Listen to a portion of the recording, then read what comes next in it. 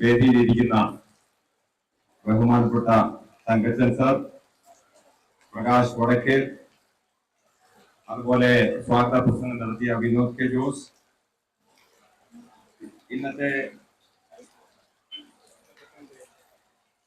ഇന്നത്തെ ഈ നിരാഹാര സത്യാഗ്രഹം അല്ലെങ്കിൽ ഉപവാസത്തിൽ മെയിൻ മുഖ്യ പങ്ക് വഹിച്ച ജോണി പി സ്റ്റീഫൻ, അതുപോലെ ശ്രീ സൈമൺ കൊറ്റത്തങ്ങാടി,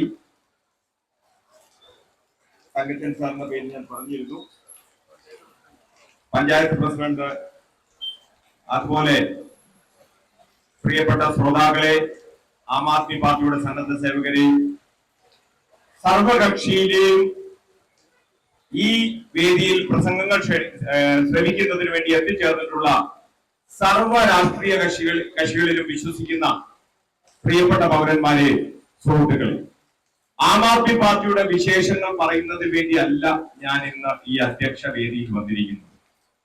ഒരുപക്ഷെ എന്റെ ആം ആദ്മി പാർട്ടിയുടെ തൊപ്പി കണ്ടിട്ട് ആം ആദ്മി പാർട്ടിയുടെ ജില്ലാ പ്രസിഡന്റ് ആം ആദ്മി പാർട്ടിക്ക് വേണ്ടി സംസാരിക്കുന്നതിന് വേണ്ടിയാണ് ഇവിടെ വന്ന് നിൽക്കുന്നത് എന്ന് വിചാരിച്ചാൽ അത് തെറ്റാണ്. കാരണം ജനാധിപത്യം ഇന്ന് നേരിടുന്ന, അല്ലെങ്കിൽ ഭാരതത്തിന്റെ ഭരണഘടന തന്നെ നേരിടുന്ന ഏറ്റവും വലിയ അപകട ഭീഷണി കഴിഞ്ഞ 10 വർഷമായി വിവിധ രാഷ്ട്രീയ പാർട്ടികൾ ഇത് അവതരിപ്പിച്ചുകൊണ്ടിരുന്നതാണ്. നമുക്കൊന്നും വിശ്വാസം വന്നിട്ടില്ല.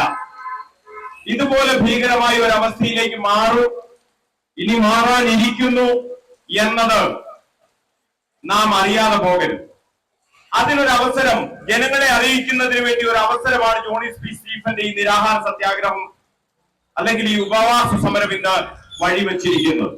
അതുകൊണ്ട് ഇവിടെ സംസാരിക്കാൻ അവസരം കിട്ടിയ എല്ലാ പാർട്ടിയുടെ നേതാക്കളും വന്ന് സംസാരിച്ചു കഴിഞ്ഞു. കാരണം സ്വതന്ത്ര ഭാരതത്തിന്റെ ഭരണഘടനയിൽ പറഞ്ഞിട്ടുള്ള ഓരോ മൂല്യങ്ങളെയും ഇല്ലാതാക്കിക്കൊണ്ട് ഒരു ഏകാധിപത്യത്തിലേക്ക് നടന്നു നീങ്ങുന്ന മോദിജി നയിക്കുന്ന ബിജെപിയുടെ പ്രവർത്തനങ്ങൾ, ബിജെപിയുടെ പ്രവർത്തനങ്ങൾ നാം തിരിച്ചറിയേണ്ടിയിരിക്കുന്നു. രാജ്യം നേരിടുന്ന ഏറ്റവും വലിയ അപകടമാണത്. കാരണം 5000-ലധികം വർഷത്തെ ചരിത്രം എടുത്തു നോക്കിക്കൊള്ളുക. നാം പ്രജകളായിരുന്ന അവസ്ഥയിൽ നിന്നും, അടിമത്തത്തിന്റെ അവസ്ഥയിൽ നിന്നും, അടിയാളത്തരത്തിൽ നിന്നും ഒക്കെ നമുക്ക് സ്വാതന്ത്ര്യം കിട്ടിയത് 1947 മാത്രമാണ്.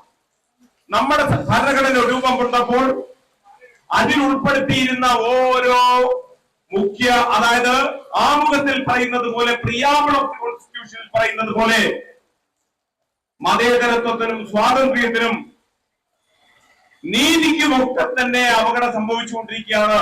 ഇവിടെ ഒരു അനീതി അരങ്ങേറുകയാണ്. ഈ രാഷ്ട്രീയ രംഗത്ത് മാത്രമല്ല, വ്യക്തിപരമായ ജീവിതത്തിലും അനീതി അരങ്ങേറും. അനീതി എന്താണ്? അനീതി എന്നെ ശ്രമിക്കുന്ന നിങ്ങളൊക്കെയും ചിന്തിക്കുക. നിങ്ങൾ സ്ഥലക്കച്ചവടം നടത്തിയിട്ടുണ്ടെങ്കിൽ, സ്വന്തം സ്ഥലം മറ്റൊരാൾക്ക് വിൽക്കുകയോ മറ്റൊരാളിൽ നിന്ന് വാങ്ങുകയോ ചെയ്തിട്ടുണ്ടെങ്കിൽ, PMLA ആക്ട് എന്ന് പറയുന്ന ഇന്ന് കേജ്രിവാളിനെ അറസ്റ്റ് ചെയ്തിട്ടിരിക്കുന്ന അതേ നിയമം ഉപയോഗിച്ച് ജാമ്യമില്ലാതെ നിങ്ങളെ അറസ്റ്റ് ചെയ്യുന്നതിന് സാധ്യതയുണ്ട്. 99% സാധ്യതയുണ്ട്. ഇദ്ദേഹം എന്താണ് ഈ പറയുന്നത്? ഞാൻ എന്റെ സ്ഥലം കച്ചവടം ചെയ്തു, അതുകൊണ്ട് ഞാൻ എന്തുകൊണ്ട് ജാമ്യമില്ലാത്ത ഒരു കേസിൽ ഉൾപ്പെടണം എന്ന് നിങ്ങൾ കേട്ടിട്ട് അതിശയിക്കുന്നുണ്ടാവും. ഞാൻ വിവരിച്ചു പറയാം. Prevention of money laundering act, അതായത് കള്ളപ്പണം വെളുപ്പിക്കൽ എന്ന ആക്ടിന്റെ പരിധിയിൽ നിങ്ങൾ സ്ഥലം വാങ്ങുകയോ വിൽക്കുകയോ ചെയ്തപ്പോൾ വരാം. ഈ കച്ചവടക്കാരൊക്കെയും തന്നെ ബില്ല് കൊടുക്കാതെ കച്ചവട സാധനങ്ങൾ കൈമാറ്റം ചെയ്യുമ്പോൾ അതുപോലും മണി ലോണ്ടറിംഗ് ആക്ടിനുള്ളിൽ പെടുത്തിക്കൊണ്ട് ജാമ്യമില്ലാതെ അറസ്റ്റ് ചെയ്തു കൊണ്ടുപോകാം. ഇവിടെ കൊലപാതകങ്ങൾ നടത്തുന്നവർക്ക് ജാമ്യം കിട്ടാറുണ്ട്. റേപ്പ് നടക്കുന്നവർക്ക്, ബലാത്കാരികളായവർക്ക് ജാമ്യം കിട്ടാറുണ്ട്. അതുപോലെ രാജ്യദ്രോഹ കുറ്റങ്ങൾ ആരോപിക്കപ്പെട്ടവർക്ക് പോലും ജാമ്യം കിട്ടുന്നുണ്ട്. എന്നാൽ PMLA ആക്ട് അനുസരിച്ച് ഇന്ന് കേജ്രിവാളിനെ അറസ്റ്റ് ചെയ്തു വെച്ചിരിക്കുന്നത് ജാമ്യമില്ലാ കുറ്റം ആരോപിച്ചുകൊണ്ടാണ്. ഈ ആരോപണം മാത്രം മതി ജാമ്യമില്ലാത്ത അറസ്റ്റ് ചെയ്ത് കൊണ്ടുപോകുന്നതിന് വേണ്ടി. ചോദ്യം ചെയ്യുന്നതിനായി വിളിപ്പിക്കുന്നു. 7 തവണ 8 തവണ 9 തവണ ഒക്കെ വിളിപ്പിക്കട്ടെ. ഈ വിളിപ്പിച്ചു കഴിഞ്ഞ് ഒരിക്കൽ കൊണ്ടുപോയി വിളിപ്പിച്ചു കഴിഞ്ഞു കഴിഞ്ഞാൽ അറസ്റ്റ് ചെയ്താൽ പിന്നെ ജാമ്യമില്ല. അവരുടെ ആവശ്യമനുസരിച്ച് അവർ ചെയ്യുന്നത് ജാമ്യമില്ല. ഈ കുറ്റം എന്താണ്? ഈ കുറ്റം ഞാൻ പറഞ്ഞു, സ്ഥലക്കച്ചവടത്തെ കുറിച്ച് പറഞ്ഞു. നിങ്ങൾക്കെല്ലാം അറിയാം, മാർക്കറ്റ് വില എന്നുണ്ട്. അതുപോലെ തന്നെ ഫെയർ വാല്യൂ എന്ന് പറയുന്ന സർക്കാരിന്റെ വിലയുണ്ട് സ്ഥലത്തിന്. നിങ്ങളുടെ സ്ഥലത്തിന് സർക്കാരിന്റെ വില ഫെയർ വാല്യൂ എന്ന് പറയുന്നത് 50,000 രൂപ ഒരു സെന്റിനാണെങ്കിൽ ഈ പട്ടണ പ്രദേശങ്ങളിൽ സെന്റിന് വില കൂടുതൽ കാണാം. 50,000 രൂപയാണെങ്കിൽ യഥാർത്ഥ പട്ടണത്തിലെ സെന്റിന്റെ വില 50,000 ആയിരിക്കില്ല. മാർക്കറ്റ് വില എന്ന് പറയുന്നത് ലക്ഷങ്ങൾ വരും. 2 ലക്ഷം 3 ലക്ഷം അതുപോലെ സെന്റിന് വില കൂടുതൽ. കുറവലങ്ങാട് ടൗണിൽ 12ഉം 15ഉം 20ഉം ലക്ഷം രൂപയാണ് ഒരു സെന്റ് സ്ഥലത്തിന് ചോദിക്കുക. എന്നാൽ ഈ കച്ചവടം നടക്കുമ്പോൾ, നിങ്ങളുടെ സ്ഥല കച്ചവടം നടക്കുമ്പോൾ സർക്കാരിന്റെ വിലയായ അല്ലെങ്കിൽ ഫെയർ വാല്യൂ ആയ ആ വിലയിലായിരിക്കില്ല കച്ചവടം നടക്കുക. അപ്പൊ രേഖപ്പെടുത്തപ്പെടുന്നത് 50,000 രൂപയാണെങ്കിൽ വിൽക്കപ്പെടുന്നത് 1.5 ലക്ഷം രൂപയാണെങ്കിൽ അവിടെ പണം മാറുന്നത് കള്ളപ്പണം വെള്ളപ്പണമായി മാറുന്ന ഒരു അവസ്ഥ അവിടെ ഉണ്ടാകുന്നു. അതായത് കണക്കിൽപ്പെടാതെ പണം കൈമാറ്റം സംഭവിക്കുന്നുണ്ട്. ആ ആരോപണം മാത്രം മതി ഏതൊരു പൗരനെയും അഴിമതിയുടെ പേരിൽ അല്ലെങ്കിൽ ഈ PMLA കള്ളപ്പണം വെളുപ്പിക്കലിന്റെ പേരിൽ ജയിലിലിടുന്നതിന് വേണ്ടി. ഇവിടുത്തെ അനീതി എന്താണെന്ന് പറയാം. ഇങ്ങനെ ജയിലിലിട്ടാൽ അത് കള്ളപ്പണം വെളുപ്പിക്കൽ അല്ലായിരുന്നു എന്ന് തെളിയിക്കേണ്ട ഉത്തരവാദിത്തം പൗരന്റെ തന്നെയായി മാറുന്നു. ഈ നിയമം കൊണ്ടുവന്നത് ഭരണഘടനാ വിരുദ്ധമാണ് എന്നുള്ളത് നാം ഇപ്പൊ പറയുമെങ്കിലും ഭരണഘടനാ വിരുദ്ധമാണെന്ന് അംഗീകരിച്ചു തരേണ്ടത് നമ്മുടെ സുപ്രീം കോടതിയാണ്. സുപ്രീം കോടതിയിൽ അതിനെതിരെ ഒരു റിവ്യൂ പെറ്റീഷൻ, അതായത് പുനഃപരിശോധനാ ഹർജി നൽകണമെന്നുണ്ടെങ്കിൽ 18 മാസം കഴിയണം. അത് ഇത് മാറ്റിവെച്ച് കൊണ്ടുപോവുകയാണ്. പ്രിയപ്പെട്ട സുഹൃത്തുക്കളെ, ഒന്നോർക്കണം, ഇപ്പൊ ഈ ഇലക്ട്രൽ ബോണ്ട് എന്ന് പറയുന്ന ഈ സംഭവം ശരിയല്ല, ഭരണഘടനാ വിരുദ്ധമാണെന്ന് പറയാൻ തുടങ്ങിയിട്ട് 7 വർഷമായി. 7 വർഷം മുമ്പ് ഇത് നടപ്പിലാക്കിയപ്പോൾ ഇത് ശരിയായ സമീപനമല്ല, ഇത് കൊള്ളയ്ക്ക് വകവയ്ക്കും, ഭരണത്തിലിരിക്കുന്ന ഭരണപക്ഷത്തിന് സാധാരണ ആളുകളെ കൊള്ളയടിക്കുന്നതിനുള്ള ഒരു അവസരമായിട്ട് ഇത് മാറും, രാഷ്ട്രീയ പാർട്ടിക്ക് ഇതിന് അവസരമായിട്ട് മാറും എന്നുള്ള ആരോപണം നേരത്തെ ഉണ്ടായിരുന്നു. ഇടതുപക്ഷ പാർട്ടികളൊക്കെ തന്നെ ആരോപണം ഉന്നയിച്ചിട്ടുള്ളതാണ്. പക്ഷെ സുപ്രീം കോടതിയിൽ ഈ കേസ് കിടന്നതിന് ശേഷം ഇപ്പോഴാണ് സുപ്രീം കോടതി ഒരു വിധി പ്രഖ്യാപിച്ചത്. സ്റ്റേറ്റ് ബാങ്കിനോട് പറയുന്നത് ഇലക്ട്രൽ ബോണ്ട് എന്ന് പറയുന്ന സംവിധാനം റദ്ദ് ചെയ്യപ്പെട്ടിരിക്കുന്നു. കാരണം ഇലക്ട്രൽ ബോണ്ട് ഭരണഘടനാ വിരുദ്ധമാണ്. ഭരണഘടനയ്ക്ക് വിരുദ്ധമായതിനാൽ ഇലക്ട്രൽ ബോണ്ട് റദ്ദ് ചെയ്തു. എല്ലാ വിവരങ്ങളും പത്രത്തിൽ ഉടനെ കൊടുക്കണം. അതുപോലെ ഇലക്ഷൻ കമ്മീഷന്റെ സൈറ്റിൽ അപ്ലോഡ് ചെയ്യണം. പത്രത്തിൽ കൊടുക്കണമെന്നല്ല, ഇലക്ഷൻ കമ്മീഷന്റെ സൈറ്റിൽ അപ്ലോഡ് ചെയ്യണം. അതായത് പബ്ലിക്കിന് കാണാനായിട്ട് കിട്ടണം.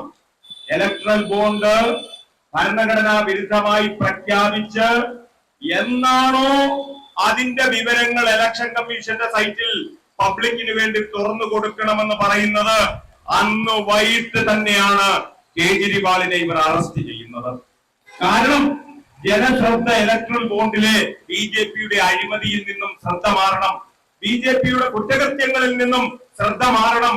അതിനുവേണ്ടി ഒരു നീതിമാനെ പോലീസിൽ തറയ്ക്കുന്നതിന് വേണ്ടി, ഒരു നീതിമാനെ പീഡിപ്പിക്കുന്നതിന് വേണ്ടി, യാതൊരു തെറ്റും തെളിവുമില്ലാത്ത, തെറ്റും ചെയ്തിട്ടില്ലാത്ത എന്ന് നാം പറയുന്ന തെറ്റാണോ അല്ലയോ എന്ന് തെളിയിക്കേണ്ട ഉത്തരവാദിത്തം പോലും അദ്ദേഹത്തിന്റെ തലയിൽ ഇട്ടു കൊടുത്തുകൊണ്ട് കേജ്രിവാളിനെ അറസ്റ്റ് ചെയ്യുകയാണ് ഉണ്ടായത്. ശ്രദ്ധ തിരിഞ്ഞുപോയി.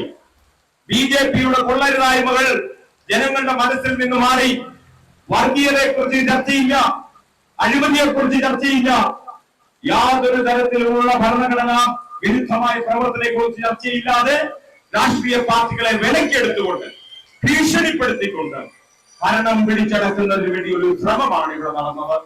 എന്തുകൊണ്ടാണ് ആ ശ്രമം? നാളെ ആരാണ് ഇതിനകത്തേക്ക് വലിയ ആളുകളാകാൻ പോകുന്നതെന്ന് ചിന്തിക്കണം. ഒരു പാർട്ടി കോൺഗ്രസ് മുക്ത ഭാരതം എന്ന് പറഞ്ഞുകൊണ്ട് കോൺഗ്രസിനെ ഈ നാട്ടിൽ നിന്ന് ഇല്ലാതാക്കണമെന്ന് പറഞ്ഞുകൊണ്ട് അധികാരത്തിൽ വന്ന BJP രണ്ടാമത്തെ ദേശീയ പാർട്ടിയായ ഏറ്റവും വലിയ പാർട്ടിയാണ്, രണ്ടാമത്തെ ദേശീയ പാർട്ടിയാണ് കോൺഗ്രസ് പാർട്ടി. ആ കോൺഗ്രസ് പാർട്ടിയുടെ അക്കൗണ്ട് പോലും, രാഷ്ട്രീയ അക്കൗണ്ട് പോലും മരവിപ്പിച്ചു കളഞ്ഞു. അതായത് ഈ ഒരു തെരഞ്ഞെടുപ്പ് നടക്കുമ്പോൾ തെരഞ്ഞെടുപ്പിന് ജനങ്ങളുടെ മുമ്പിലേക്ക് ഫ്ലെക്സ് ബോർഡുകളും കാര്യവും വെച്ചുകൊണ്ട് കോൺഗ്രസ് പാർട്ടിക്ക് ജനങ്ങളുടെ മുന്നിലേക്ക് ഇറങ്ങി അവരുടെ കാര്യങ്ങൾ വിളിച്ചു പറയുന്നതിനുള്ള ഒരു അവസരം ഉണ്ടായിരുന്നു. അതിന്റെ പണം എടുത്തു മാറ്റിക്കളയാണ് ചെയ്തത് അക്കൗണ്ട് റദ്ദ് ചെയ്യുന്നത് വഴി. അക്കൗണ്ട് റദ്ദ് ചെയ്തുകൊണ്ട് കോൺഗ്രസ് പാർട്ടിയെ പ്രവർത്തന രഹിതമാക്കുന്നതിന് വേണ്ടിയുള്ള ശ്രമമാണ് ഇന്ന് നടന്നതെങ്കിൽ നാളെ ഇതുപോലെ മറ്റൊരു പാർട്ടിയെ വരും. രണ്ടാമത്തെ ഏറ്റവും വലിയ ദേശീയ പാർട്ടിയുടെ അക്കൗണ്ട് മരവിപ്പിച്ചതുപോലെ മൂന്നാമത്തെ ഏറ്റവും വലിയ ദേശീയ പാർട്ടിയായ ആം ആദ്മിയുടെ പ്രസിഡന്റിനെ അല്ല കൺവീനറെ ഇതാ പിടിച്ച് ജയിലിലിട്ടിരിക്കുന്നു. ജാമ്യമില്ലാ വകുപ്പ് ചുമത്തി ജയിലിലിട്ടിരിക്കുന്നു. ഒന്നും സംശയിക്കേണ്ട കാര്യമില്ല.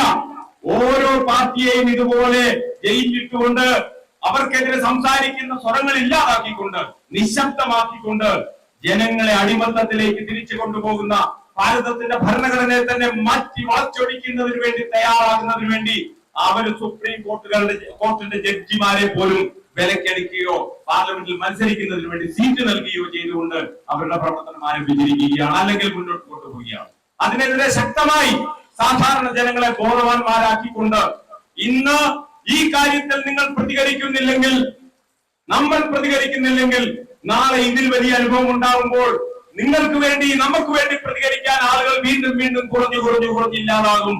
അതുണ്ടാകാതിരിക്കണമെങ്കിൽ സ്വാഗത പ്രസംഗത്തിൽ ഇവിടെ പറഞ്ഞതുപോലെ ശ്രീലങ്കയിലെ സാഹചര്യം ഉണ്ടാകാതിരിക്കുന്നതിന് വേണ്ടി, നാശനഷ്ടങ്ങൾ ഉണ്ടാകാതിരിക്കുന്നതിന് വേണ്ടി, തല്ലിച്ചാകാതിരിക്കുന്നതിന് വേണ്ടി നമുക്ക് ഈ പരിപാടിയിൽ ബിജെപിയെ ശക്തമായി എതിർത്ത് തോൽപ്പിക്കേണ്ടതായിട്ടുണ്ട്.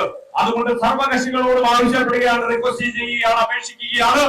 ഇതുപോലെയുള്ള വിഷയങ്ങളിൽ പൂർണ്ണ സഹകരണത്തോടുകൂടി നിന്നുകൊണ്ട് തന്നെ, അതുകൊണ്ട് തന്നെ കോട്ടയം ജില്ലയിൽ പാർലമെന്റിൽ മത്സരിക്കുന്നതിന് വേണ്ടി ആം ആദ്മി പാർട്ടി സ്ഥാനാർത്ഥിയെ നിൽക്കുന്നതിൽ നിന്ന് പിന്നോട്ട് മാറിയിരിക്കുകയാണ്. കാരണം ഇടതുപക്ഷവും വലതുപക്ഷവും അല്ലെങ്കിൽ UDF LDF ഇവിടെ സ്ഥാനാർത്ഥികളെ നിർത്തുന്നുണ്ട്. മനസാക്ഷിയുടെ വോട്ട് ചെയ്തുകൊണ്ട് തന്നെ ബിജെപിക്ക് എതിരായി വോട്ട് ചെയ്യുകയാണ്. അങ്ങനെ വോട്ട് ചെയ്യുന്നത് വഴി ബോധ്യത്തോടു കൂടി തന്നെ തീർച്ചയായും കേരളത്തിൽ നിന്നൊരു ജനവിധി ഉണ്ടാകേണ്ടത് അത്യാവശ്യമായ കാര്യമാണ്. അതുകൊണ്ട് നിങ്ങളുടെ എല്ലാവരുടെയും സഹകരണം